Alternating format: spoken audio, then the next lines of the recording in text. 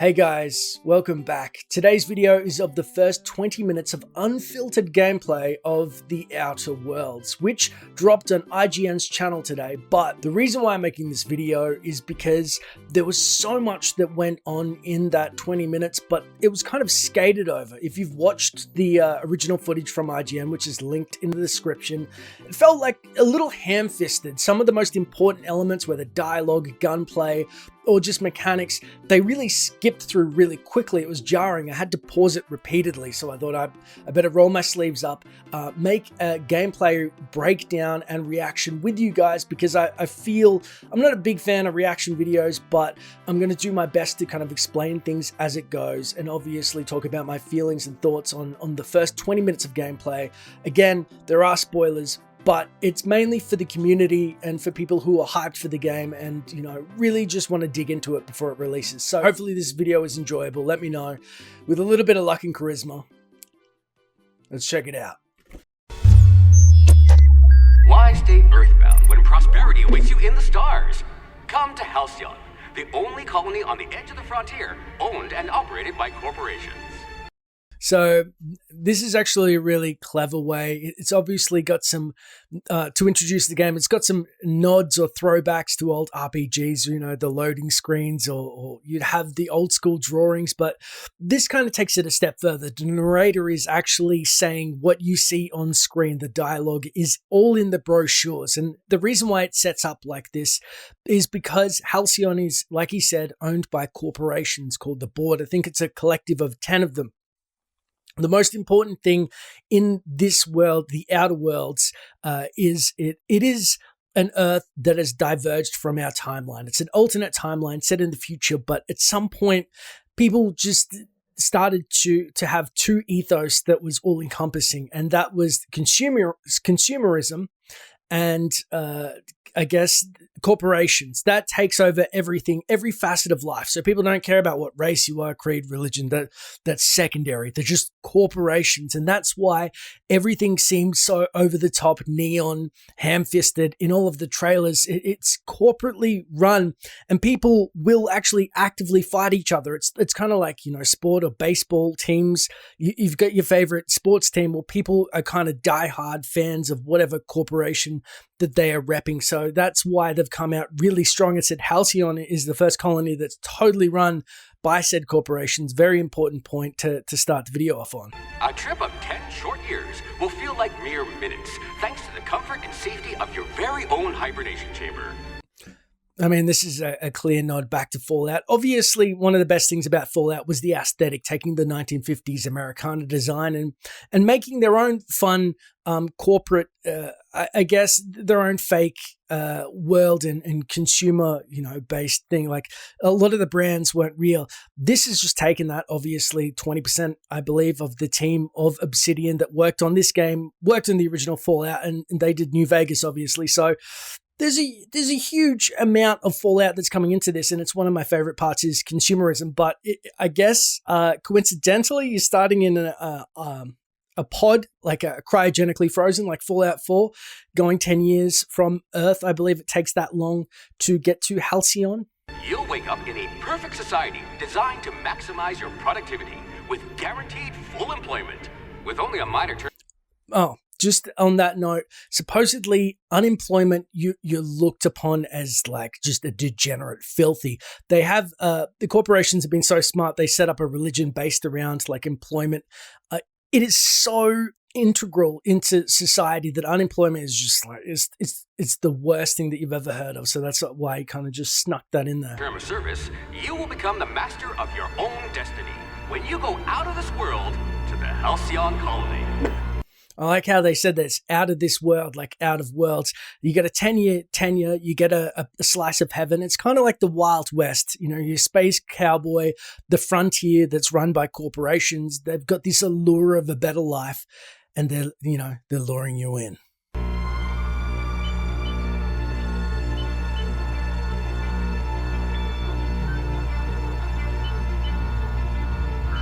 Obviously, this doesn't really need much to be said, but clearly something's gone wrong with the the hyperbaric chambers, you know, the ship that has just taken towards Halcyon. Looks like an unidentified ship is on its way. Is it help?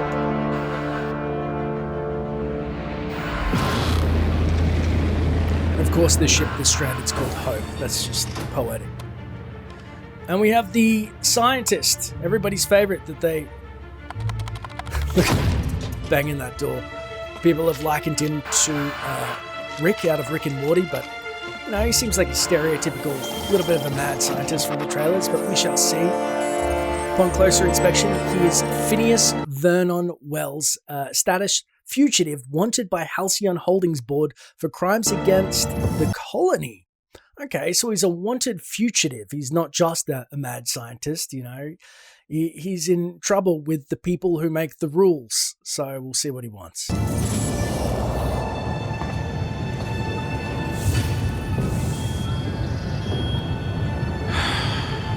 Hundreds of thousands of colonists left adrift out here forever, just to keep from damaging the board's bottom line. Disgraceful. There's a little bit of exposition, but it looks like we're all stranded as the colonists because it didn't pay to save them, which again shows the apathy of the corporation. I mean, imagine if corporations became god tier in our timeline. That you get 100, they already would do that. Imagine them with more power, unfettered, if you will.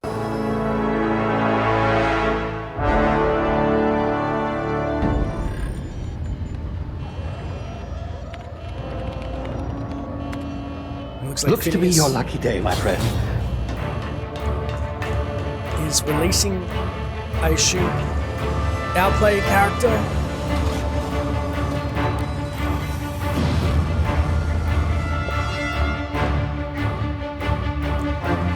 The question is, why were we chosen? Not likely, bootlickers. Initiate skip jump. That's a really cool name for hyperspace or lightspeed or whatever it is. And so, obviously, we have just been, assuming the player character has been collected from Hope, which is a colony of people who have been frozen. The questions now are, why is the player character special? What does Phineas want with us? And obviously, he's in a spot of bother with Halcyon and security. And we go to Terra 2. There's 2 planets that you explore in this game, Terra 1 and Terra 2, but this is his orbiting laboratory. Structural integrity down 25%. Power levels down 20%. If drive Shit. inoperable.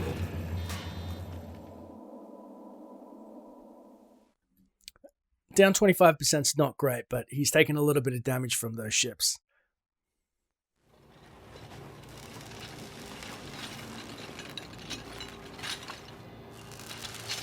Looks like we have awoken from our slumber with our pod over his shoulder. Ah, there you are. Wondering what's going on, eh? Bit of bad news there, I'm afraid. Your colony ship was inexplicably knocked out of skip space and forced to complete its journey at sublight speeds. This means that you and every other colonist on the Hope have been in suspended animation for 70 years, give or take.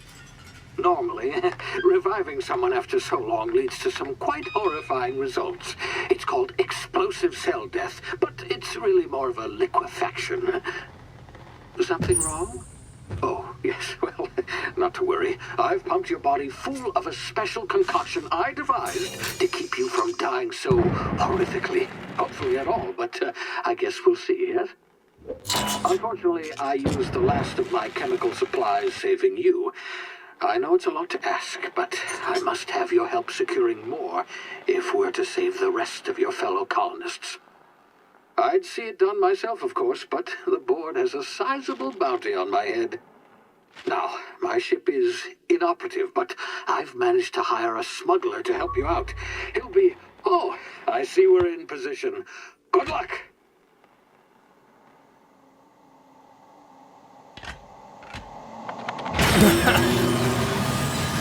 Phineas, you know, with his buttons. So just a quick breakdown. It's pretty obvious that he has revived us. He's used a special concoction from our insides liquefying. Supposedly, we were meant to be asleep for 10 years. It was meant to feel like a instantaneous revival, but we were out for 70 floating, and so life support's still going, but he doesn't have enough of the concoction to save everyone. So whether it was an arbitrary choice to save us is unclear, but also, will we help him? It seems like if it was just an arbitrary survivor, how does he know that we are capable to help him retrieve some of the special concoction or ingredients for said concoction? It kind of has just been assumed. I'm a little bit amazed it's not more like Escape from New York, where he plants a virus in you, or some type of extra motivation for a player character versus just onset altruism of, oh, I've awoken you, now help everybody else. If you're an evil guy,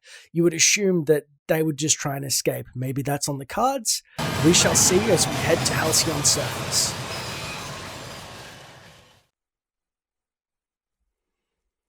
And just a quick stop here for the beautiful artwork. Again, they have spared no expense in keeping the aesthetic all together. And I mean, I think that this just looks gorgeous, and it really, I guess, solidifies the overbearing nature of the corporations as we go through the game. So I appreciate that, and there's a lot to digest as you wait. Is this thing working? Ah, there you are. Now, where were we? Oh, yes, the smuggler. His name is Hawthorne, and he should be waiting for you at the landing site. He's to be your chauffeur, so to speak. Not to worry, I'm told he's a specialist. Dashing gunslinger, one-of-a-kind ship, that sort of thing. You'll like him, I'm sure. I've also outfitted you with a simple wireless monitor, so I can track your progress. I'll check in with you as soon as you land. Good luck. All the colonists are counting on you. Sounds easy enough. Make contact with Hawthorne on the ground. Got an earpiece chip to communicate with Phineas. And it looks like we've crashed.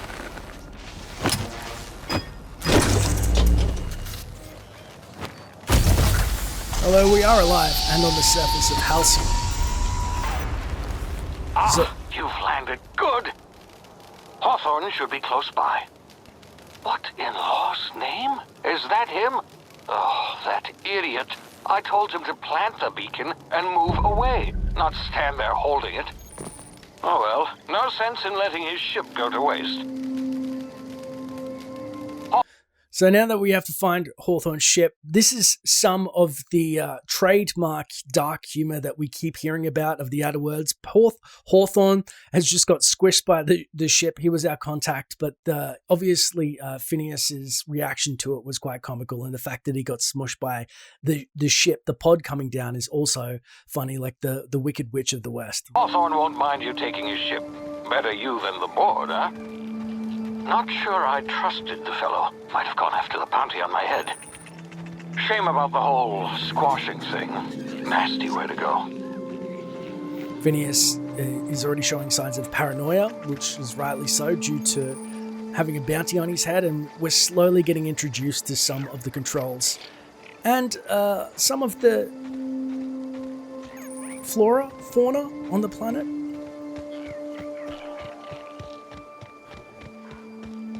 It's actually quite a gorgeous, vibrant-looking world.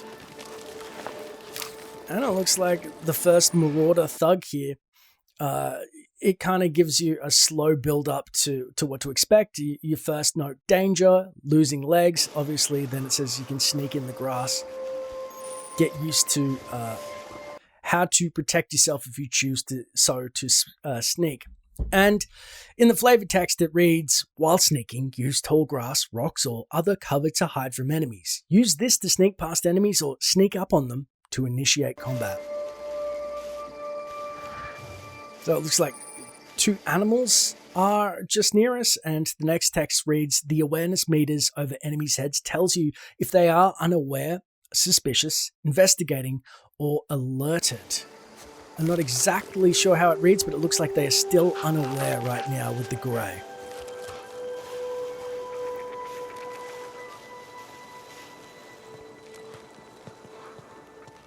So it looks like people have been here before. and we are retracing some steps.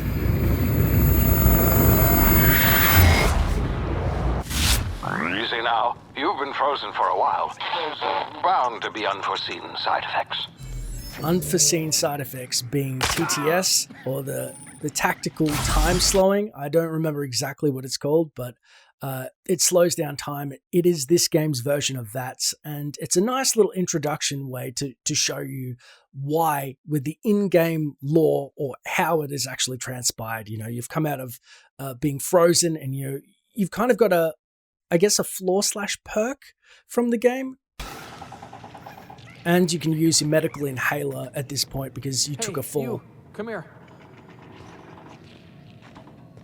You've tried the best now. Now try the rest. Spacer's choice. Oh, law, that stings. Again, these people are so indoctrinated into the world of corporate life that they will say jingles upon greeting them. So he's just tried out his jingle and it totally sucked. But it's amazing that like, even it looks like he's injured or he's just having a hard time, he still belts that out when he greets a stranger. Now, you have 3 choices for Guard Pelham, which is, if you've got enough medical skills, sit still, I'll patch you up. You can ask him, what happened to you? Or Spacers, what? Obviously querying what he just said. Looks like the bleeding stopped. I owe you one. Hope you don't mind me omitting this little exchange from my report. Spacer's Choice doesn't like us accepting outside help. So we can ask him, how are you feeling? What happened to you? But again, probe him further on this Spacer's Choice. He has just said that he cannot get outside help. Again, these corporations, I guess they have strict rules or I guess guidelines and framework which people have to adhere to, even if you need medical attention. If it's not a Spacer's Choice approved personnel or item, I'm assuming, then you're not allowed to accept it. And so he said, look, thanks for helping with your medical perk, but he could get in trouble for doing this. We were out on patrol. I saw a marauder camp up in the hills. Thought I could take him. Then my gun misfired right through my side. I mean, what are the odds of that, right? Just barely scraped by with my life. Crawled in here and blocked off the exit with those canisters. So I believe Guard Pelham just said his own gun misfired into his own side. Again, a wry nod at the dark humor. And you can say to him, what's this about marauders? Because obviously he's been in a pickle, which means they're probably still around. We saw one missing the legs before, though assumed the creatures actually took him out. Or what were you doing out here? Or you can say, you're hiding in a cave and you're blocked off the exit. You're as good as dead. Spacer's Choice policy clearly stipulates that dead and as good as dead are 2 completely different properties of matter. Unless I'm dead, I'm contractually obligated to attend to my post. I will report that illegally grounded spacecraft if it is the last thing I do. See those canisters by the entrance? Marauders come sniffing around in here, and I can take them all out with a single shot. Not bad, huh? So even with death staring him in the face, it looks like he's going to adhere to the rules. I'm not sure if everybody working for the corporations is such a stickler, but I'm going to assume a lot of people are. Now, you can use your persuade skill and say, I've got a better idea. Give me your gun and I'll go get help. Because clearly his own gun misfired and he shot himself. So he's probably not best handling a pistol, which is what you will ultimately pick in this conversation. The second is to lie. Now, I can't remember if you do get a perk or /flaw if you become a liar throughout the whole game, but you can say, someone grounded their ship illegally, I'll hunt them down for you, and then I assume not helping them out. The third, you can use intimidation point and say, you're an idiot, give me your gun before you get yourself killed.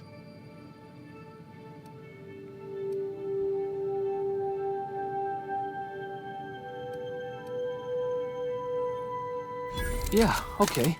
You look like you know your way around a gun. Got some spare ammo, not counting the bullet in my side. Here, you can have my saber too, for patching me up and all. All Spacer's Choice weapons are now 30% less likely to malfunction. You've tried the best, now try the rest. Spacer's Choice. Yes, nailed it. I'm amazed that he just said 20% less likely to malfunction when I thought that his gun actually was his fault that it malfunctioned. He got shot by his own weapon because it malfunctioned. And obviously that's a problem with the weapons in general. Otherwise he wouldn't have to say that little catchy turn of phrase, but he's still repping it after he gets shot. At that time. Now you can ask him, can you tell me where I am? Do you know anything about the Hope? Or I'm off and just leave the conversation. The Hope? Is that some sort of fancy new drug? Are you with Auntie Cleo or something? Don't take this the wrong way or nothing, but I'm not allowed to fraternize with Cleo workers. Company policy. So clearly, again, the corporations don't like to fraternize whatsoever. You can ask him more about the planet, as he doesn't know anything about the ship that you were stranded on. In fact, he thought it was a drug, or just tell him I'm off and leave.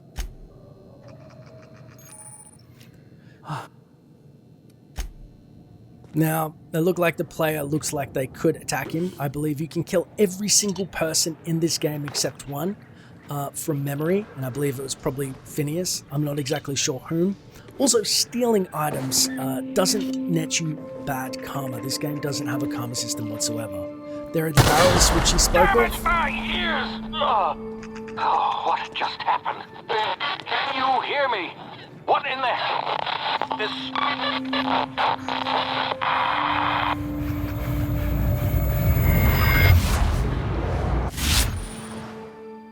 Here we go. Tactical time dilation. Obviously, your brain's malfunctioned, and it says, due to complications stemming from being revived after an extended hibernation, your brain processes time differently. Pressing the tactical time dilation button slows down the world, giving you time to think as well as take action. You have a limited time in this mode. Standing still drains your TTD meter very slowly, while moving and attacks drain it faster. The TTD meter refreshes slowly over time. This is, of course, as I stated before, very close to the VAT system in Fallout. It is really cool because it gives you time to obviously aim your shots or figure out a little bit of a strategy. However, it doesn't stop time fully, and it's more of a kinetic active version, which we're about to try out against what appears to be some marauders. So we can shoot the barrels or their heads, but the important thing about this is the flavor text that reads the faction, Marauders, his level 3, his health, ammo, and an analysis that says ranged attacker that wears light armor and uses handguns is in the 5th percentile for literacy. It has just little fun things, tidbits that you can pick up. I assume they're randomly generated. I'm not sure if they would be all, handcrafted, but again, really fun. Shooting them in different places will do different things, such as blinding the marauder if you shoot them in the head, or crippling them in the legs. Again, it is worthwhile to take your time, aim your shots, and figure out a strategy. It's very much like VATS if you've played Fallout. Now, this marauder goons analysis reads the same as the other. Oh no, a close range attacker that rushes in and slashes with their blade thinks the Space Hospital serial is a documentary. So again, very humorous, has no real point except to just immerse you into the world and the lore, and I very much appreciate this.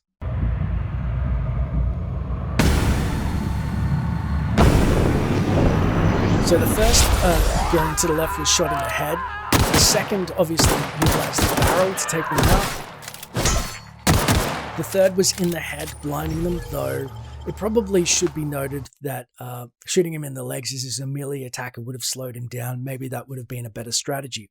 It also says in the flavor text, double-click the jump button to dodge left, right, or backwards.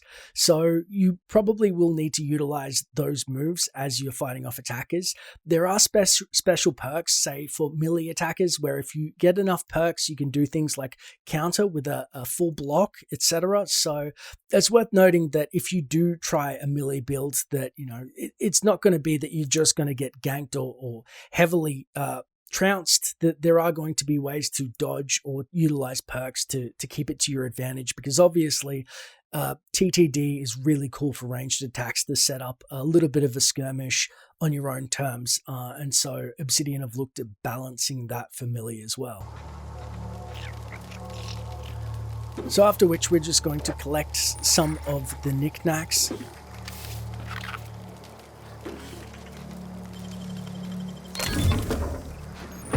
It's here we find a telescoping staff, and it says in the text, corpses and containers hold items that you can take, or you can take them all.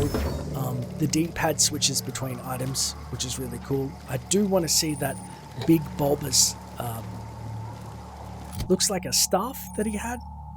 As we go into weapon management, it says, you can have up to 4 weapons equipped at a time by navigating to the weapon, then selecting the weapon slot at the top of the screen. On this page, you can also inspect your weapons, compare them, flag them as junk, or break down for parts. Players with the engineering skill can repair weapons on this screen as well. Take care of your T&L weapons, and they'll take care of your enemies.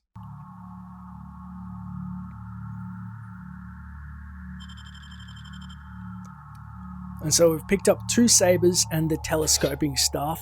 Again, 4 weapons at a time is actually pretty impressive to quick swap between. We see the enemies killed, lockpicks used. By the way, there are no mini games or lockpicks that you have to use. It's all skill based. We see another Marauder Vandal just down the way. It looks like we're going to stealth closer and use that staff. I said right trigger and left trigger.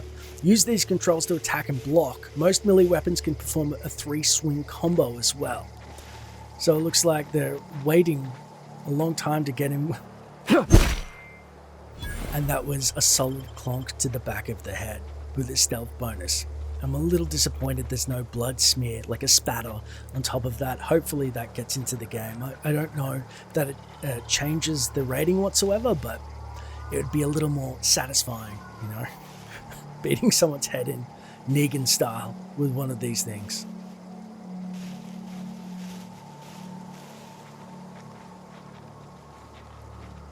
And so I'm just looking at the top meter, if they can detect you. It kind of seems to float down, as you can see. It goes down, and when it gets to the bottom, that's when they actually detect you from being hidden, which is really cool. And it's a very subtle way to kind of gauge whether you're in a bit of Barney. Hear that?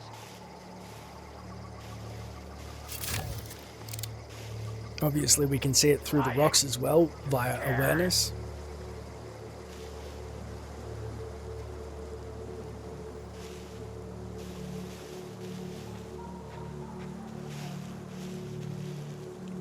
And it looks like we're trying to flank the enemy, even though he is aware that there has been a little bit of a scrum, and he's on high alert.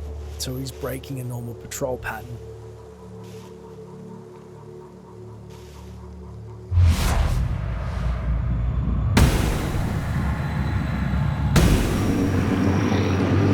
This Marauder suffers from halitosis, which is, of course, bad breath. And with that, we've unlocked Leap with all of the XP that we've just garnered. Double-clicking jump when you move forward to leap forward. Great for quickly closing distance on enemies. That's really cool, that gathering abilities as we go.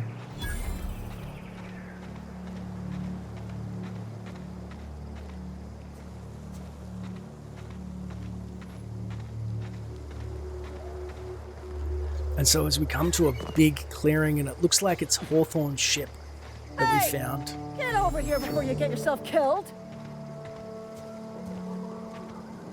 Don't know where you came from, stranger, but you best keep your head down. There's marauders hereabouts, and worse, landing violators. Gall on that rung leech! Landing in the Vale without using an official Spacer's Choice landing pad. I'd slap him with a fine if it weren't for all these marauders shambling about. And so this looks like a friend of the first guard that we found, because she's, you know, spouting Spacer's Choice, and we can say to her, it's just a landing violation, like you can let it go. Or so I heard. I found one of your teammates holed up in the cave, so we can alert her of that. Or I've dealt with a few of these marauders. I'm not impressed. Really? How is he? We can tell her that we have actually helped him out with the pain which means that we would alert her to the fact that he has indeed received medical attention from us, which is against company protocol, or he's still a moron. I'm hoping you're a little brighter. Again, these dialogue options are true RPG and a little acerbic, or is it acerbic with the wit? Shouldn't have done that. Spacer's Choice family ain't authorized to receive medical aid from off-brand physicians. We'll see him back to Edgewater, just as soon as I cross these marauders off with the swift, cost-efficient fury that's made Spacer's Choice the most trusted brand in personal defense. I just, need a couple of winks to catch my breath. Stretch my legs, son. So it seems that Lieutenant Mercer has a marauder problem, but she is trying to keep in line with the values of Spacers, but unfortunately, she's a bit tired. Now, we have a plethora of options. Usually there's 3 or 4, but because of our skill points, you can persuade her 5 and say, do Spacer's Choice guards back down from a challenge? You can question her, try and make her help you out with the marauders, or lie to her for 5 skill points and say, I bet I could get those marauders to tell you where the owner of that ship is, which is another choice, or intimidate 5. Guess I'll have to give you a 0 on my customer satisfaction survey. So you can really toy with them with the different options. Now, the normal text that doesn't have any type of skill attached just says, don't worry, sit tight, I'll handle it.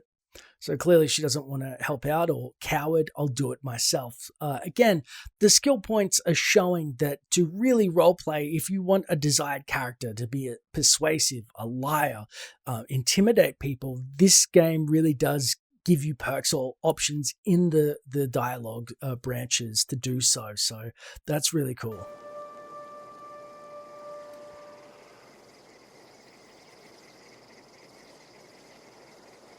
And it looks like we're picking the intimidate option. Seriously? But those marauders will... Ugh. You know what? You're right. It's time we cross those marauders off, find whoever owns that ship, and file a full report. And it's gonna be fucking laminated. Here we go. With that, Lieutenant Mercer and her colleague are going to take out the raiders. We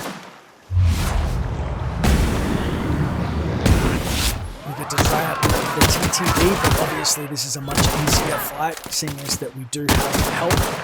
And it's our objective to get to the ship.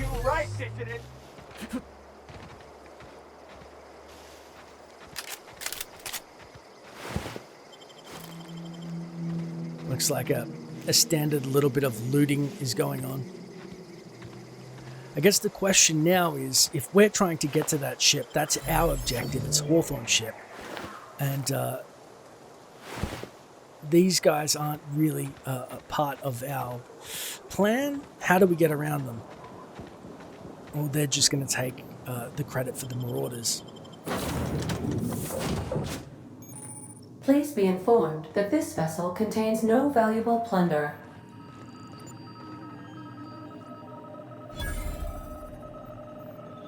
Hello, Marauder. I am Ada, the autonomous digital astrogator of this vessel. Please be informed that I am authorized to use violent retribution against unwanted solicitors. Please return any misappropriated equipment and exit this vessel in an orderly fashion. Failure to do so will result in your immediate destruction. It seems like it would be Phineas's ship. You can say to her, what are you going to do? Self-destruct? I don't know if really threatening or provoking a ship that just told you it would kill you if you don't leave is going to do something well. Or I'm not here to misappropriate anything, or I don't appreciate being talked to that way. I believe we picked self-destruct. Disengage in airlocks. Prepare to reject all boarding parties in 5, 4, 3, 2, 1. Now, the dumb perk comes into play. dumb in the conversation options is supposedly, obviously with low intelligence, but it is reportedly to have one of the best, most catastrophic endings in the game if you choose to go through the dumb perks. Now, as you can see, this is a computer that is about to self-destruct, kill you and it, and you have two options. The first, that isn't dumb, is to say, is something supposed to be happening? Because, you know, you're saying, wait, are we meant to blow up? Well, the dumb perk says, great, I'm getting shot into space twice in one day. So, I mean, I don't know how a computer's going to react to somebody being that silly. If you are still here, my deception protocols have failed. I have been programmed to express disappointment. Probably the first time ever that a ship has tried to bluff someone with a self-destruct sequence. We can reply, I need to get this ship in the air, or is this Hawthorne's ship as the ship that we've been looking for? This vessel is the registered property of Captain Alex Hawthorne. I am incapable of accepting orders from anyone other than Captain Alex Hawthorne. So we can tell her, look, Hawthorne was supposed to meet me when I landed. He was the guy that we crushed. Hawthorne's dead. I'm sorry. Or your captain's a red smear under my escape pod. Pragmatic, but I don't think a computer is going to discern either way, you know.